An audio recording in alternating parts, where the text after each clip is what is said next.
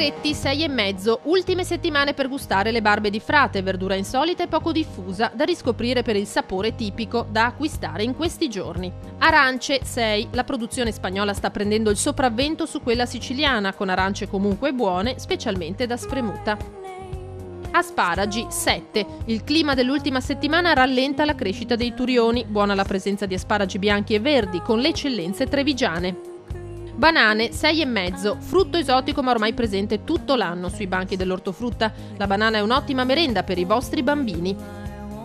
Cipolle 7,5, ottime le cipolle fresche da affettare e consumare nelle prime insalatone di stagione per portare in tavola i sapori primaverili.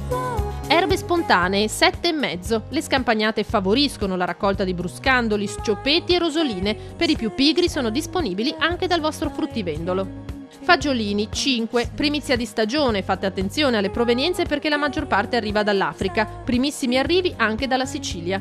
Finocchi 6,5, da consumare crudi in pinzimonio o cotti brevemente al vapore, i finocchi del centro-sud Italia sono saporitissimi, portateli in tavola.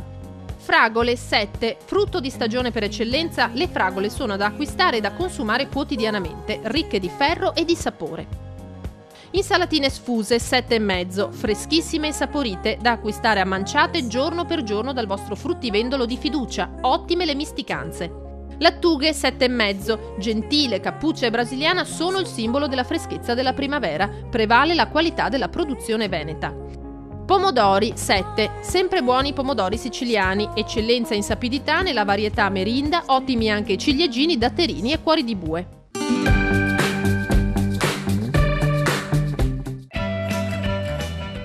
Nonostante questo inizio di primavera capriccioso e imprevedibile, trionfano sui banchi dell'ortofrutta i prodotti tipici del periodo, in primis gli asparagi, certamente messi in difficoltà prima dalla siccità e poi dalle basse temperature che ne hanno rallentato la crescita, ma comunque presenti nelle eccellenti varietà che contraddistinguono la produzione della nostra provincia.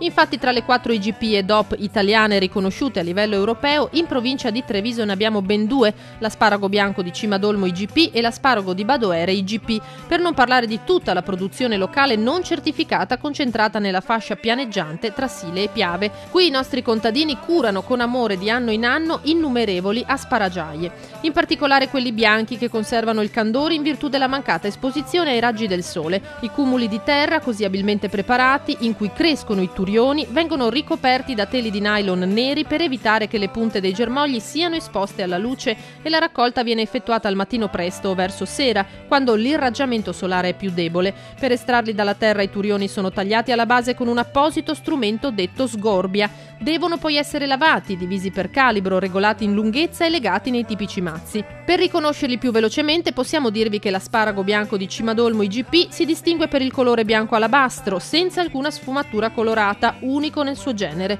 I turioni sono teneri, privi di fibrosità e delicatissimi nel sapore.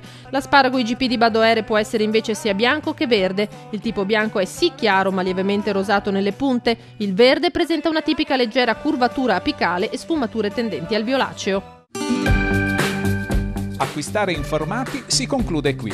Maggiori approfondimenti domani sul Gazzettino di Treviso.